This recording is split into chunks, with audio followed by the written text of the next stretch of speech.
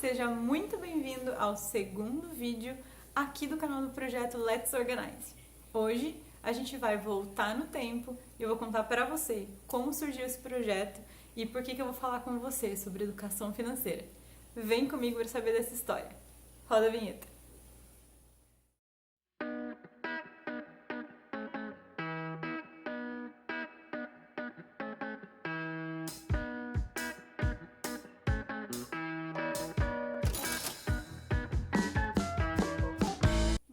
Vamos lá!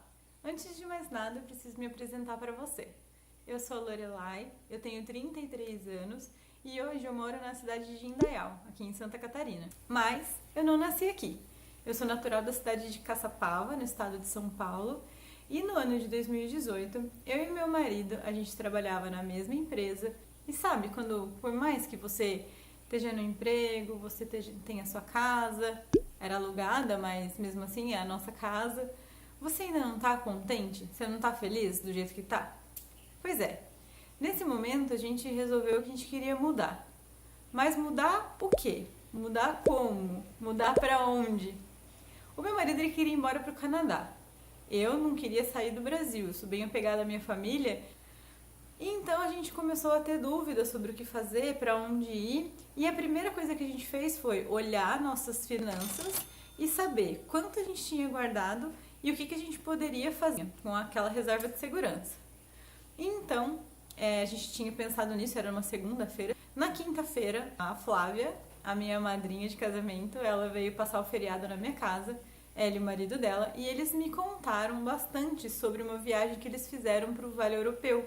E falaram que, baseado no que a gente não queria mais aquela loucura da metrópole, não queria mais São Paulo. E ela mostrou uma reportagem pra gente, que eu acredito que tenha feito muita gente mudar aqui pro Vale Europeu, que tinha no Globo Repórter de 2016.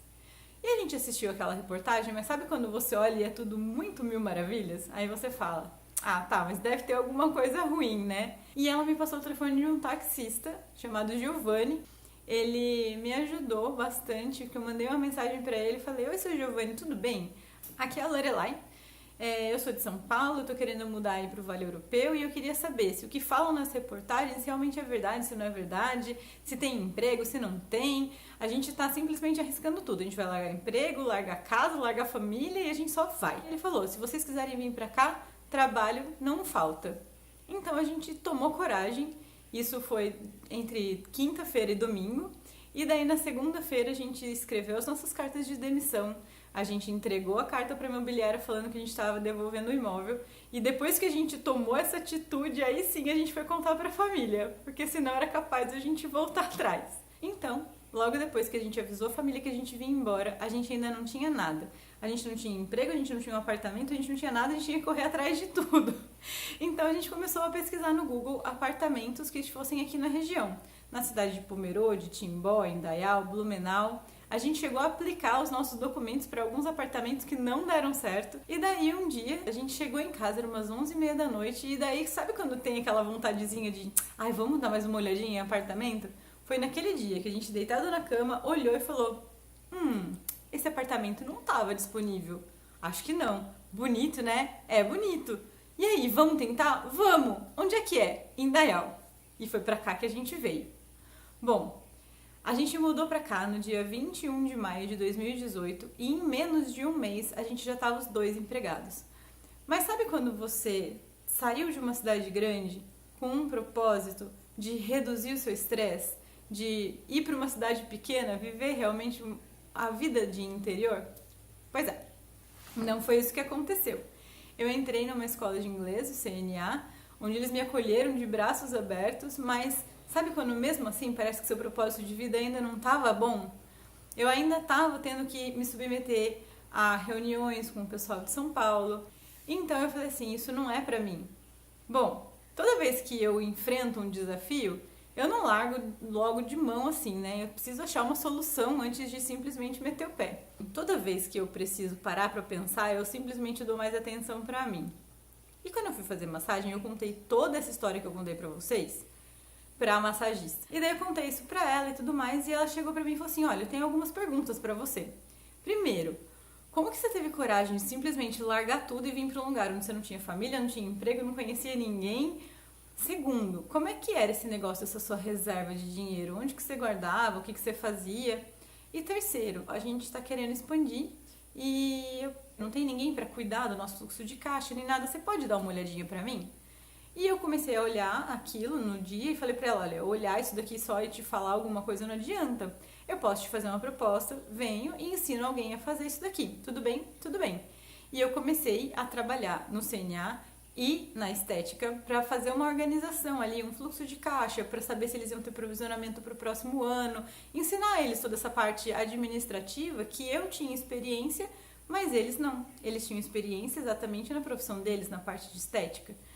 Então, uma nutricionista, a Laura, minha primeira cliente da Let's Organize, a idealizadora de tudo junto comigo, ela chegou pra mim e viu o trabalho que eu tava fazendo e falou, nossa, eu trabalho no hospital, eu trabalho em alguns outros lugares, eu tenho um grupo que eu faço da parte de reeducação alimentar, mas essa parte financeira eu me enrolo toda.